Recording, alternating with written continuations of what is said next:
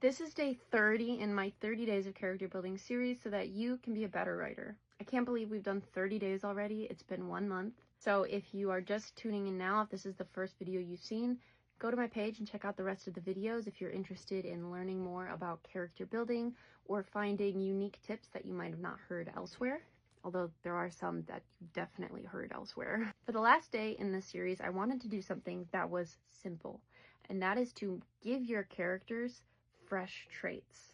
That's easier said than done, I know, because there is nothing new under the sun, and it's very hard to be original these days. However, standards in writing, or what is trending, what is common, they come in and out of style. They go through phases. So what we are seeing in books these days and what is popularized was not popularized 100 years ago.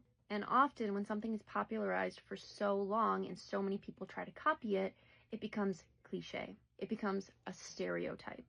It becomes something to subvert. So in our modern landscape of writing, we see a lot of characters who have many of the same traits. I mentioned this in one of my videos when it came to female main characters and their sense of humor.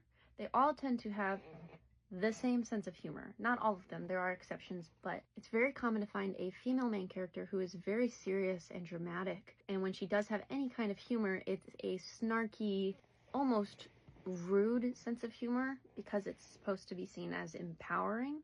But in reality, it just kind of comes off a little bit mean sometimes. And we don't really see a lot of silly female main characters where they're just kind of goofballs. I challenge you to think of one right now, and please tell me in the comments because I can't think of any. It's very common for main characters to be very feisty, to have a very weak filter on their tongue, and tend to get in trouble by just blurting whatever comes to mind, because it's very easy to facilitate conflict that way. But when you do those things too often, we get bored of them. And it's refreshing to see a character that is done differently than what we see often in the modern writing landscape. So for instance, instead of writing a character who blurts everything that comes to their mind, or when they're angry, they just scream in frustration, write a character who's very good at holding their tongue. They have a very strong filter. There are a lot of problems that can come with that. Maybe they don't speak up when they're supposed to and it gets them into trouble. But we don't often see a lot of main characters who are very good at holding their tongue. A lot of these have to do with a character just simply controlling what they're saying.